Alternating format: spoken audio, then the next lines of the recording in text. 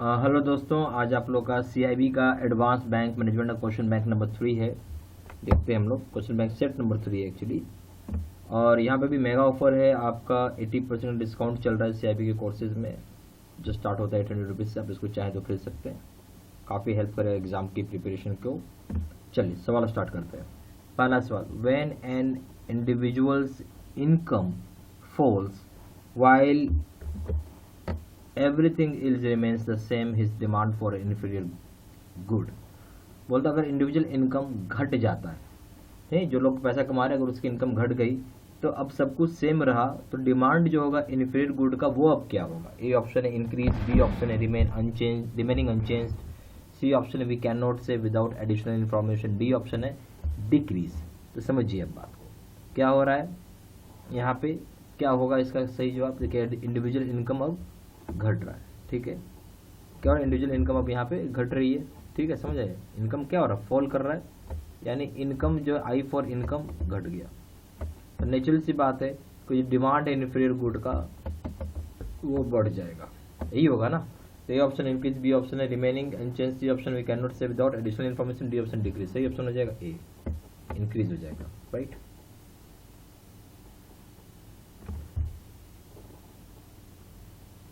यहाँ पे जो ऑप्शन दिया हुआ है डी, ये सही ऑप्शन नहीं है, ठीक है। यहाँ सही ऑप्शन हो जाएगा ए। क्यों? क्योंकि यहाँ इनकम ही नहीं है इतना ज़्यादा कि वो हाई क्वालिटी के सामान खरीद सके, इसलिए तो जो डिमांड है इन्फीरियर गुड्स का वो बढ़ जाता है, ठीक है। इसलिए डी ऑप्शन गलत है, यहाँ पे ए ऑप्शन होगा, increase. Question number 2, a fall in the price of a commodity whose demand curve is a rectangular hyperbola causes total expenditure on the commodity to. बोलता है जो फॉल होता है प्राइस का, अगर कोई प्राइस है कमोडिटी का गिरता है, जिसका डिमांड कर्व जो एक रेक्टेंगुलर हाइपरबोला है, जिसकी वजह से टोटल एक्सपेंडिचर जो होगा कमोडिटी का वो क्या होगा। ए ऑप्शन है remain unchanged, B option increase, C option decrease, D option है एनी ऑफ द अबव। जो सही ऑप्शन आ जाएगा रिमेन अनचेंज्ड होगा। इसका मतलब क्या हो गया, अनचेंज्ड। क्यों?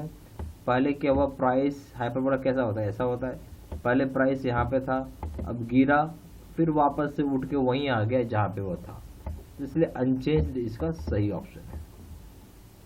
Question number 3, the relationship between the demand for a commodity and price ceteris paribus is. बोलता है परसेंटेज, क्या इस परसेंटेज नहीं है, इसको हटाइए।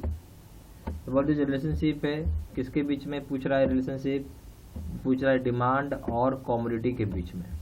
डिमांड जो होता है किसी कमोडिटी का और प्राइस के ऊपर क्या होगा। तो इसमें दिया सेटिस पारिबस इज क्या है, देखिए नेगेटिव होगा, पॉजिटिव होगा, नॉन नेगेटिव होगा, नॉन पॉजिटिव होगा, क्या होगा सोच के बोलिए। तो इसका सीरियस जवाब है क्या होगा, नेगेटिव हो जाएगा, ठीक है, नेगेटिव होगा, ये याद रखिएगा। Question number 4, other things being equal a decrease in the quantity supplied to the market at given prices leads to.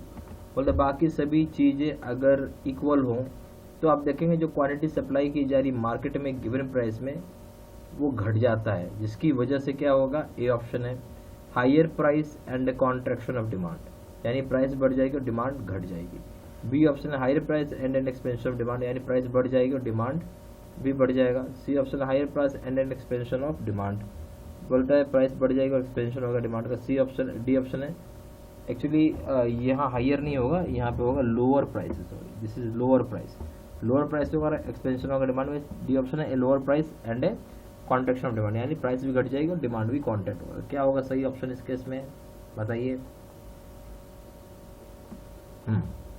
सोच के बोलिए, थोड़ा सा जोर देंगे दिमाग को आंसर आ जाएगा।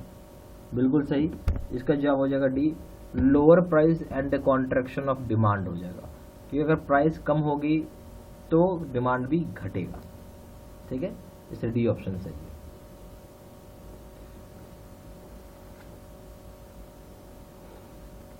Question number 5, law of demand explains, law of demand क्या बताता है।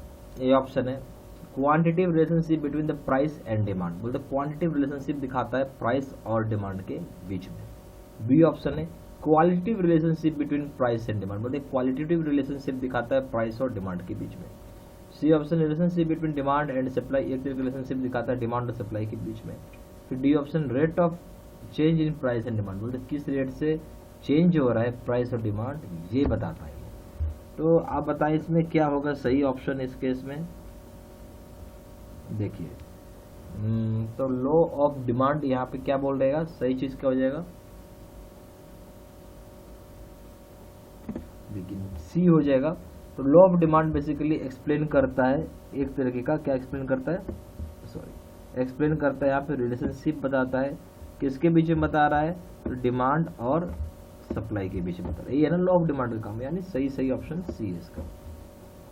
Question number 6, we can say with certainty that when the demand for TV increases in the long run prices, बोलते हम ये बोल सकते हैं एकदम सर्टेनिटी के साथ कि अगर डिमांड जो है किसी टीवी का बढ़ जाता है लंबे रन में तो प्राइसेस क्या होगा उस केस में। ए ऑप्शन है prices will go down, B option है प्राइसेस विल गो अप यानी प्राइसेस नीचे गिरेगा, ए ऑप्शन है प्राइसेस ऊपर चढ़ेगा, बी हो गया चेंज प्रोपोर्शनेटली उसी हिसाब से चेंज करेगा, डी ऑप्शन है can not be predicted with the knowledge of elasticity of demand, बोलता है हम यहाँ पे प्रेडिक्ट नहीं किया जा सकता है बिना डिमांड की नॉलेज की इलास्टिसिटी के बिना।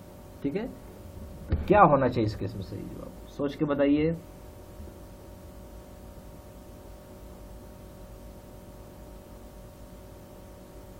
ठीक है, इसका सही जवाब हो जाएगा D.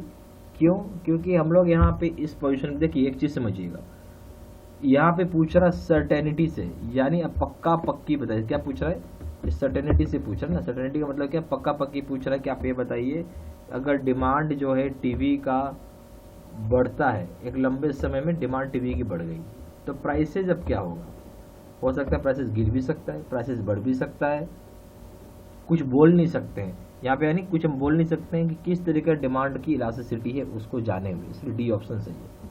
Question number 7, in the normal demand schedule quantity demanded, बोलता है अगर आपका नॉर्मल है, क्या ये नॉर्मल डिमांड का शेड्यूल है तो जो क्वांटिटी आपने डिमांड किया है, ठीक है, तो वो अब क्या होगा, ये ऑप्शन है वेराइज डायरेक्टली विद प्राइस, यानी प्राइस के साथ डायरेक्टली वेरी करता है, सी ऑप्शन, बी ऑप्शन है इज इंडिपेंडेंट ऑफ प्राइस, बिल्कुल इंडिपेंडेंट होता है प्राइस से, सी ऑप्शन है varies inversely with price, price जो के साथ इन्वर्सली वेरी करता है, डी ऑप्शन है वेराइज प्रोपोर्शनेटली विद प्राइस, तो प्राइस के साथ प्रोपोर्शनेटली वो वेरी करता है। तो क्या होना चाहिए नॉर्मल डिमांड शेड्यूल में जो क्वांटिटी डिमांडेड है वो क्या होगा, बताइए सोच के।